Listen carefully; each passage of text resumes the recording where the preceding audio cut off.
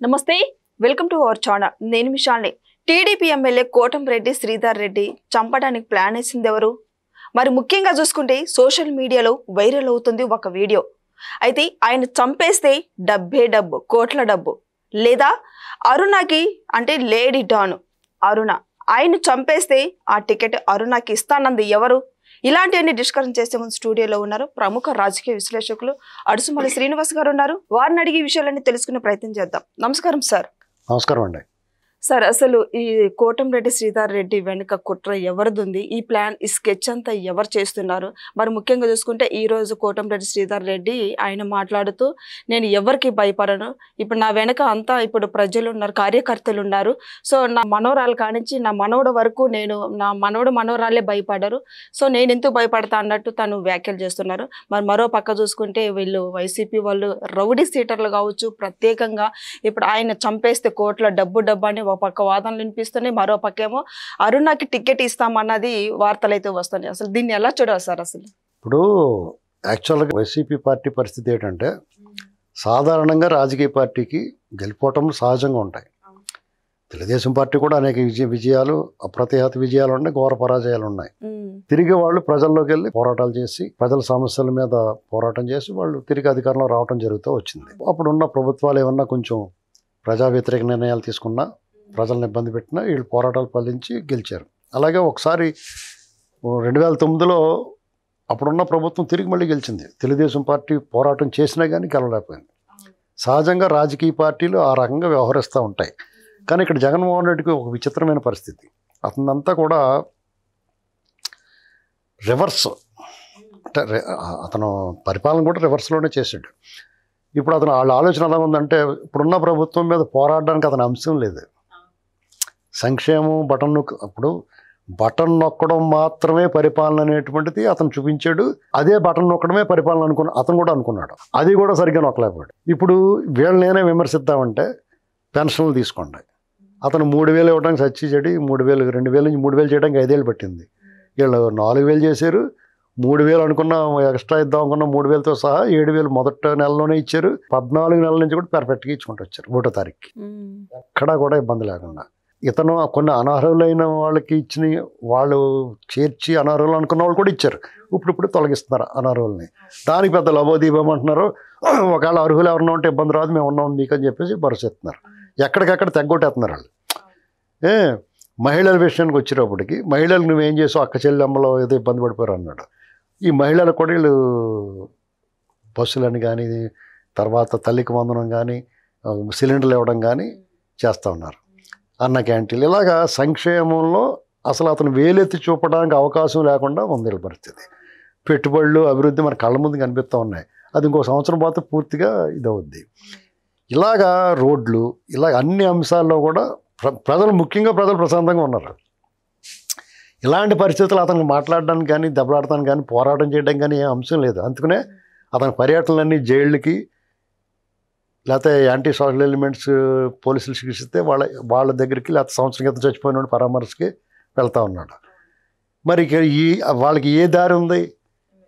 అతను మాట చెప్పాడు. ఇక మనం ఏం చేయలేము, పడుకున్న గుర్రాన్ని లేపు తన్నించుకుంటామనేటువంటి తప్ప మనకేం లేదు ఇంకా అనుకున్నారు వాళ్ళు. అంతే రెచ్చగొట్టి తన్నించుకుని తిరిగి పోరాటం చేయాలన్నమాట వాళ్ళ పాలసీ కింద పెట్టుకున్నారు. మీకు అందుకునే వాళ్ళు ఎలాంటి మాటలు మాట్లాడుతున్నారు. రోజా మాట్లాడుతుంది, కారుమూరి నాగేశ్వరరావు మాట్లాడుతున్నాడు, పేరు నాని మాట్లాడుతున్నాడు. ఇప్పుడు చెప్తే వినరు, కొడితే ఎడుతారు అన్నట్టుగా ఉండాలి పరిస్థితి. పేరు నాని నోటుకొచ్చినట్టు మాట్లాడాడు.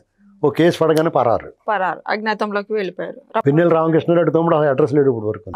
ఏమండి ఇలా కాదు, చెవిరెడ్డి కానీ ఆ రెడ్డి కానీ ఎవరైనా సరే గట్టిగా మాట్లాడతారు. ఒక కేసు పడిందంటే దాక్కుంటారు. వాళ్ళు ప్రతి ఒక్కళ్ళు కూడా రెచ్చగొట్టి మాటలు మాట్లాడుతున్నారు. వీళ్ళు పోలీస్ కేసు పెట్టినా లేకపోతే వీళ్ళు ఎవరన్నా వాళ్ళు అటాక్ చేసినా అదిగో లోబోదీపం అంటే మొదలెట్టారు. ఇప్పటి వరకు ఇలాంటి దాడుల్లో వైసీపీదే పైచేయిగా ఉంది. సంవత్సరం 14 నెలల్లోనూ అనేక చోట్ల వైసీపీ కార్యకర్తలు నాయకులే దాడులు చేశారు. టీడీపీ వాళ్ళ మీద కానీ సాధారణ ప్రజల మీద కానీ. ఈ కబ్జాలు ఈ ల్యాండ్ సెటిల్మెంట్లు ఎన్నాటిలో కూడా వాళ్ళు ఏదో రూపంలో అధికార పక్షంలో ఉన్న నాయకుల మధ్యకి ఏదో రూపంలో దూరేశారు చాలామంది. అయితే ఇక్కడ శ్రీకాంత్ అనేటువంటి వ్యక్తి జీవిత ఖైదు అనుభవిస్తున్నప్పుడు పెరోల్ వచ్చింది. అది రావటం చాలా విచిత్రం, ఒక అత్యద్భుతం, మహా అద్భుతం అంటాడు ఏదో సినిమాలు, అలాంటిదే. ఎందుకంటే ఒక యాంటీ సోషల్ ఎలిమెంట్స్, హత్య కేసులో నిందితుడు, హత్య కేసులో శిక్ష పడినవాడు జీవిత ఖైదీ, అతని పెరోల్ రావటం ఈ ప్రభుత్వంలో ఒక అద్భుతం. దానికి ఇది తెలుగుదేశం పార్టీలో ఉన్న ఒక మంత్రి, ఒక 3 శాసనసభ్యులు ఆ లెటర్లు ఇవ్వడం అనేది మహా అద్భుతం కదా. అది ఎలా బయటపడి వాళ్ళు రొంకేసాలు అయిబట్టి బయటకు వచ్చింది, కానీ అది లేదంటే తెలియదు కదా. హాస్పిటల్ వాళ్ళు విన్యాసాలు చూసి జనాలు ఇదేట్రా బాబు అంటే కలర్ అయిపోయి పెరోల్ రద్దు చేశారు అని లోపల పంపించేశారు. ఆ అమ్మాయి మీద కూడా కేసులు పెట్టి మళ్ళీ లోపల పంపించారు, పాత అని తవ్వి. ఇక్కడ ఈ క్రమంలో బయటపడింది ఏంటంటే ఆవిడ ఒక లేడీ డాను, అతను ఒక అండర్ మాఫియా, అతను ఒక అండర్ వరల్డ్. ఇలాంటి పరిస్థితులు వెనకాల జనాలు పెట్టుకుని హత్యలు, సుపారీలు, హత్యలు, ఇదే కార్యక్రమాలు, సెటిల్మెంట్లు అనేటువంటిది ఒక ఎస్టాబ్లిష్ అయింది. అంటే నెల్లూరు జిల్లా లాంటి చోట రాజకీయ ఆధిపత్యము, అహంకారం, ఆడంబరం ఇవన్నీ ఉంటాయి, కానీ ఈ రకమైన దుర్మార్గాలు నెల్లూరు జిల్లాలో ఇదివరకు లేవు. కొత్తగా పరిచయం చేశారు. జగన్మోహన్ రెడ్డి అవినీతి చేసాడు, దుర్మార్గం చేసాడు, ప్రజా వ్యతిరేక నిర్ణయాలు తీసుకున్నాడు, ప్రజలను వేధించాడు, కానీ ఈ అరాచకాన్ని, ఇలాంటి యాంటీ సోషల్ ఎలిమెంట్స్ని ఎక్కడికక్కడ ప్రవేశపెట్టేసాడు. అసలు వీళ్ళందరినీ పురుగులు పట్టేసినట్టు పట్టేశారు. వాళ్ళు ఇవన్నీ పురుగులు నేరటం వీళ్ళకి ఎంతో కష్టమైన పని. ఇప్పుడు వీళ్ళు ఒక వీడియో రిలీజ్ అయింది, అది మొన్నటిదే, నేను ఈ లేటెస్ట్ది అనుకుంటలేదు నేను, అది పాత, ఇప్పుడు ఇతను పార్టీ మారినప్పుడు వీడియో అనుకుంటున్నాను నేను. మరి అది వాళ్ళు తేల్చాలి పోలీసు వారు, ఎందుకంటే వాళ్ళు ఆల్రెడీ జైల్లో ఉన్నారు. ఇప్పుడు ఈ మాట్లాడిన వాళ్ళందరూ, వీడియోలో మాట్లాడిన వాళ్ళందరూ ఒంగోలు జైల్లో ఉన్నారు ప్రస్తుతం, సబ్ జైల్లో అక్కడ. ఎందుకంటే వాళ్ళు గంజా కేసులో పట్టుబడ్డారు. వాళ్ళు ఈయన కోటమిరెడ్డి గారు పార్టీ మారినప్పుడు కానీ, ఎన్నికలైన తర్వాత కానీ ఏదన్నా అయి ఉండొచ్చు.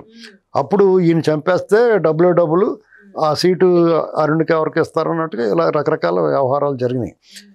వీళ్ళైతే పోలీస్ డిపార్ట్మెంట్తో అమ్మాయికి చాలా సన్నిహిత సంబంధాలు ఉన్నాయి, చాలామందిని బొమ్మాట ఆడిస్తుంది అనేటువంటిది చాలా వార్తలు వచ్చినాయి బయటికి.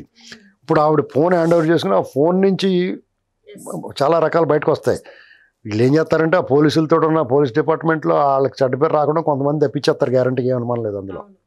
అది ఎవడో ఏం చేయలేము. ఇంకా ఇప్పుడు కొంతమంది పెద్ద ఆఫీసర్ నన్ను తప్పించారా బాబు అంటే తప్పించేస్తారు. దానికి రకరకాల చేతులు డబ్బులు మారితే రకరకాల జరుగుతుంది. ఈ ఎన్నాటి క్రమంలో నెల్లూరు జిల్లాలో జరిగిన నేరాలు మొత్తం చుట్టాన్ని తీయాలి బయటికి. హత్యలు కానీ, దుర్మార్గ దోపిడీలు కానీ, ల్యాండ్ సెటిల్మెంట్లు కానీ, బాధితులందరూ బయటికి రావాలి. వచ్చి దీని వెనకాల ఖచ్చితంగా ఈ ముఠా ఉంటుంది. మీకు ఇంకో ముఖ్యమైన విషయం చెప్తాను వినండి. 2022 ఆగస్టు 28, 29న ఒక కుటుంబంలో ఒక భార్య భర్తలు చంపేశారు. వాసిరెడ్డి సునీత గారు, కృష్ణారావు గారని, వాళ్ళు కృష్ణా జిల్లా నుంచి ఎప్పుడో వచ్చి నెల్లూరు రూరల్లో అక్కడ ఒక హోటల్ వ్యాపారం పెట్టుకుని ఉన్నారు. వాళ్ళ అబ్బాయి వ్యాపారం పెట్టుకుని ఒక అబ్బాయి ఉద్యోగం చేసుకుంటున్నాడు. ఆవిడ తెలుగుదేశం పార్టీ సోషల్ మీడియాలో యాక్టివ్గా ఉండేది. ఎవరికన్నా కష్టం సుఖం ఉందంటే వాళ్ళకి ఆర్థిక సహాయం అందిస్తూ ఉండేది. వాసిరెడ్డి సునీత గారు అని చెప్పేసి ఆ కుటుంబాన్ని ఆవిడ దంపతులను చంపేశారు బ్రూటల్గా. ఆయనేమో కొట్టి వరణాల్లో పడేశారు, ఆవిడేమో కత్తితో పొడిచి చంపేశారు. ఎవరు సార్ ప్లాన్? వాళ్ళ ఇంట్లో పని ఇది దోపిడీ దొంగల పని అన్నట్టుగా తేల్చేశారు. ఇదంతా దోపిడీ దొంగలు. కానీ మరి దోపిడీ దొంగల పని అయితే ఇంట్లో డబ్బులు బంగారం పోవాలి కదా, ₹1, ₹10 కూడా పోలేదు. ఆ పని మనిషి పొద్దున్నే వచ్చి చూసి దీపమంటే చుట్టాలకి అందరికీ చెప్తే పిల్లల కాళ్ళకి వచ్చి చూసుకుని తర్వాత ఇది దోపిడీ దొంగల పని అని చెప్పేశారు. అప్పుడు అజీజ్ గారిని ఆయన ఉండి తెలుగుదేశం నాయకుడు అందరూ పరామర్శ చేశారు. దీన్ని అప్పుడే ఈ తెలుగుదేశం పార్టీ సోషల్ మీడియాలో యాక్టివ్గా ఉంటుంది ఈవిడి, ఈ కోణంలో కూడా మీరు పరిశోధించాలి, దర్యాప్తు చేయాలని అడిగాడు ఆయన. తర్వాత కామప్ అయిపోయింది, ఎవరు మాట్లాడలేదు. అప్పుడున్న ఎస్పీ ఎవరో తెలుసా? విజయారావు గారు అని చెప్పేసి వైసీపీకి అత్యంత నమ్మిన బొంట ఆయన. గుంటూరు రూరల్ ఎస్పీగా ఉన్నప్పుడు పల్నాడులో జరిగిన దుర్మార్గాలను కళ్ళారా అతను సాక్షి, అలా చూస్తూ ఉన్నాడు. అమరావతి రైతుల మీద దాష్టీకానికి ఆయన ప్రత్యక్ష సాక్షి. ఆయన సమక్షంలో ఆయన దగ్గర ఆయన కూడా ఇటుకు పెట్టించి కొట్టించండి రైతుల్ని పొంగళ్ళు ఇవ్వడానికి వెళ్తుంటే. అంటే దీన్ని బట్టి మీకు ఏం అర్థమవుతుంది? ఆయన ఎస్పీగా అక్కడ ఉన్నప్పుడు ఈ మర్డర్ జరిగింది, దీన్ని కప్పెట్టేశారు. ఖచ్చితంగా ఈ అరుణ, ఈ శ్రీకాంత్ గ్యాంగ్ ఖచ్చితంగా హ్యాండ్ ఉండి ఉంటుంది అందులో. ఇప్పుడు దాన్ని బయట తీయాలి ఈ ప్రభుత్వం. ఏంటండి, విజయరావు గారిని కూడా బాధ్యులను చేయాలా. ఇలాంటి ముఠాలు అన్నట్లు కట్టించి వాళ్ళతో పాటు సన్నిహిత సంబంధాలు ఏర్పాటు చేసుకుని ఆయన ఉద్యోగం మరి ఏంటి ఇలాగ ఎందుకు ఐపీఎస్ మంచి పేరున్న ఆఫీసర్ అతను మరి అలా సడన్గా జగన్మోహన్ రెడ్డి వచ్చిన తర్వాత ఇటువంటి వాళ్ళు ముసుగులు తొలగినాయి. అంతకుముందు చాలా మంచి ఆఫీసర్లు అనుకునే వాళ్ళు వీళ్ళంతా.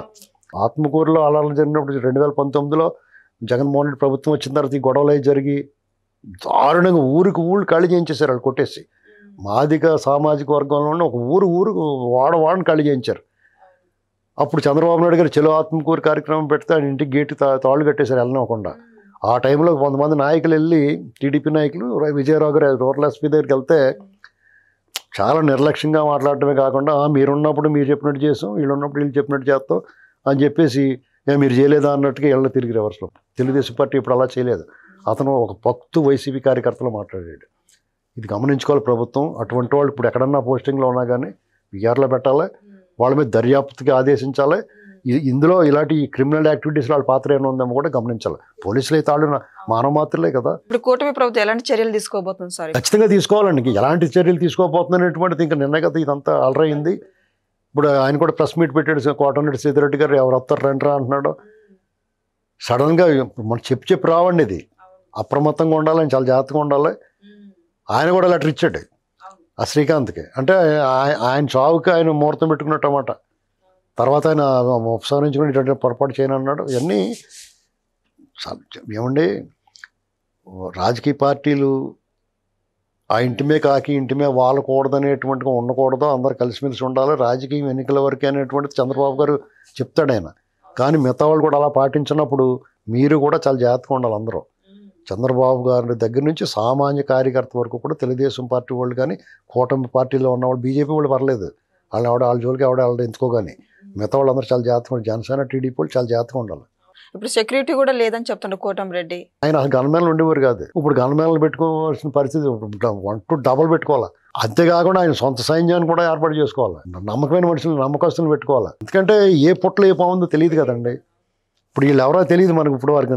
సడన్గా బయటకు వచ్చి తాగేసి ఎలా ఉన్నారు చూడండి. వాళ్ళు మామూలుగా నార్మల్గానే ఉన్నారు.